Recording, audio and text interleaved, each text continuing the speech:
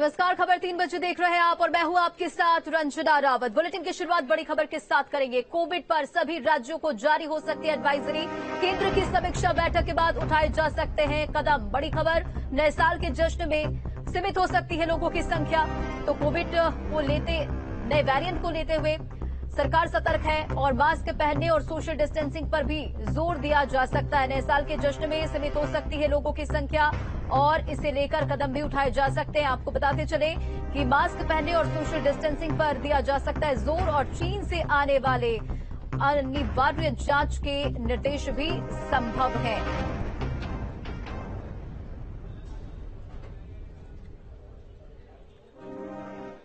और भारत में booster dose लगवाने का आंकड़ा बढ़ा और बूस्टर डोज लगवाने के लिए रजिस्ट्रेशन जारी है। दिसंबर में पहली बार रजिस्ट्रेशन का आंकड़ा 10,000 के पार। तो बड़ी जानकारी आपको देते चले, भारत में बूस्टर डोज लगवाने का आंकड़ा बढ़ता हुआ दिख रहा है और बूस्टर डोज लगवाने के लिए रजिस्ट्रेशन जारी है। दिसंबर में पहली बार रजिस्ट्रेशन का आंकड़ा 10,000 के पार हुआ है और 21 दिसंबर को कोविन पोर्टल पर 10,068 रजिस्ट्रेशन हुए। 22 नवंबर की अगर बात करें तो 10,000 से ज्यादा रजिस्ट्रेशन किए गए थे।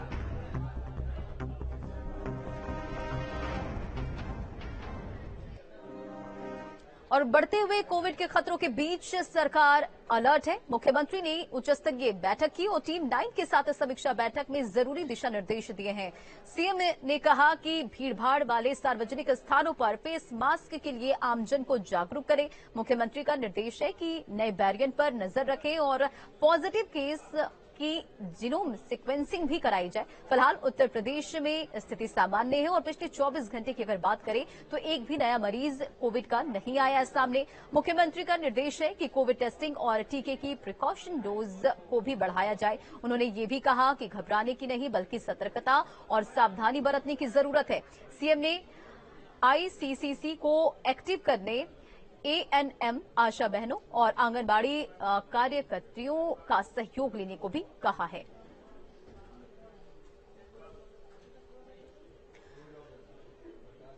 कोरोना के हालात पर हुई अहम बैठक के बाद डिप्टी सीएम ब्रजेश पाठक ने कहा कि कोविड के नियमों का पालन करने की उन्होंने सलाह दी और कोविड अस्पतालों को एक्टिव रहने को कहा गया और ऑक्सीजन प्लांट को सही रखने के निर्देश भी दिए गए। सरकार पहले से ही सतर्क है। सुनिए। आज कोविड को लेकर के माननीय मुख्यमंत्री जी ने पूरे प्रदेश के उच्च अधिकारियों के साथ बैठक की है। तो जो कोविड को लेकर के दुनिया के दूसरे हिस्सों से खबरें आ रही हैं, उनको लेकर के उत्तर प्रदेश सरकार सतर्कता के साथ आगे बढ़ रही है। हमने ऐसे सभी स्थल जहां भीड़ भाड़ वाले हैं वहां कोविड का प्रोटोकॉल पालन किए जाने के लिए सलाह जारी की है, एडवाइजरी जारी की है। और जितने भी हमारे हॉस्पिटल्स हैं उसमें कोविड को लेकर जो हमारे आईसीयूज थे उनको सक्रिय किया जाए, उनको ठीक किया जाए। हमारे जो ऑक्सीजन प्लांट्स हैं उनको सुचारू रूप से चालू रखा जाए और जितने भी हॉस्पिटल्स में कोविड को लेकर के पहले जो तैयारियां थीं उनको पुनः हम पूरा करके करेंगे और हर स्थिति से निपटने के लिए हमारी सरकार तैयार है। जो कोविड का नया वेरिएंट आया है उसके मामले में भी यदि कोविड कोई पॉजिटिव पेशेंट पाते हैं तो उसकी भी हम जीनोम जांच करा करके अलग से उसकी केयर करेंगे और उसको आइसोलेट करेंगे। इधर मुख्यमंत्री पुष्कर सिंह धामी ने स्वास्थ्य विभाग के साथ कोविड को देखते हुए अहम बैठक ली और इस दौरान उत्तराखंड में कोरोना के रोकथाम को लेकर चर्चा की गई। सीएम ने कहा कि कोविड पर प्रभावी नियंत्रण के लिए राज्य में बूस्टर डोज लगाने के लिए अभियान चलाया जाए। आगे क्या कुछ कहा है सीएम धामी ने, सुनिए।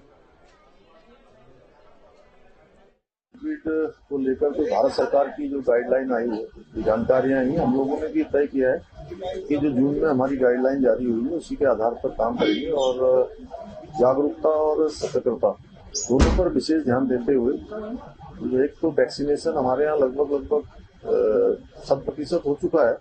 बूस्टर डोज लगाने का भी जो है हम सभी से अपील करते हैं, सबसे कहते हैं कि बूस्टर डोज लगाएं और जो जरूरी सावधानियों पर भारत सरकार की जो गाइडलाइन है उसी के अनुसार राज्य सरकार भी काम करेगी और उसके लिए हम लोगों ने आज अहम एक बैठक कर ली है जिसमें सभी प्रकार के जो आने वाले समय की चीजें हैं उसके लिए विचार किया गया और तैयारियां शुरू कर दी। चीन में कोरोना के कहर का असर भारत में कैसा होगा और ओमिक्रॉन के नए वेरिएंट से क्या भारतीयों की इम्यूनिटी मुकाबला कर पाएगी, इसको लेकर बीएचयू के कोविड स्पेशलिस्ट ज्ञानेश्वर चौबे से बातचीत की हमारे संवाददाता सुशांत मुखर्जी ने। देखिए। कोरोना को लेकर चीन से जो खबर आई उसके बाद चिंता बढ़ गई। भारत में लगातार जो साइंटिस्ट हैं वो कह रहे हैं कि ये जो वेव है भारत के लिए उतना खतरनाक नहीं है। हमारे साथ कोरोना पर लगातार शोध कर चुके बीएचयू के साइंटिस्ट प्रोफेसर ज्ञानेश्वर चौबे हैं। जी देखिए, चीन की जो स्थिति है वो पूरे वर्ल्ड से अलग है। भले ही ये वायरस चीन से शुरू हुआ और जगहों पे गया, लेकिन चीन ने हमेशा इसको एक प्रेशर लगा करके कर्ब करने का कोशिश किया। लेकिन चाइना की जो स्थिति है, वहां के लोगों को अब कितना वैक्सीन लगा है ये भी बहुत क्लियर नहीं है। सरकारी आंकड़ा बहुत साफ चीजें वहां नहीं हमको बताता है, लेकिन ये बहुत क्लियर है कि वहां के लोगों को सबसे कम वर्ल्ड में नेचुरल इन्फेक्शन हुआ।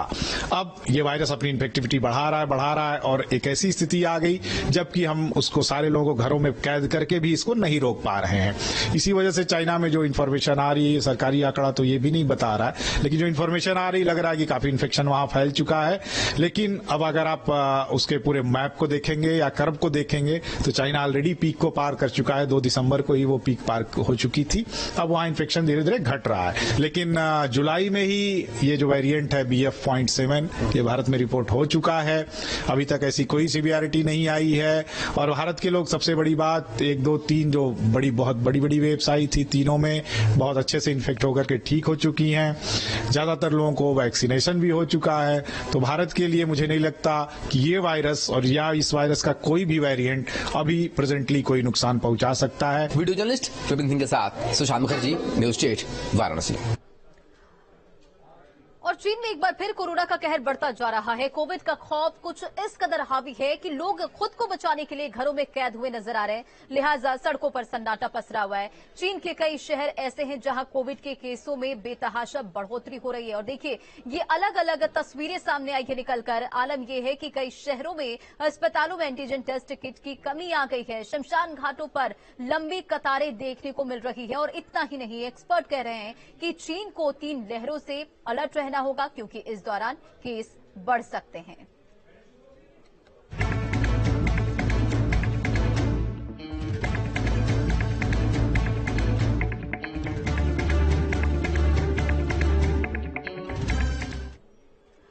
लखीमपुर खीरी की बात करते हैं, जहां जीआरपी सिपाही ने यात्री को मारी गोली और मैलानी से नानपारा जा रही पैसेंजर ट्रेन का ये पूरा मामला बताया जा रहा है। तो बड़ी खबर लखीमपुर खीरी से, जहां जीआरपी सिपाही ने यात्री को गोली मारी है और बताया जा रहा है कि मैलानी से नानपारा ये पैसेंजर ट्रेन जा रही थी और इसी बीच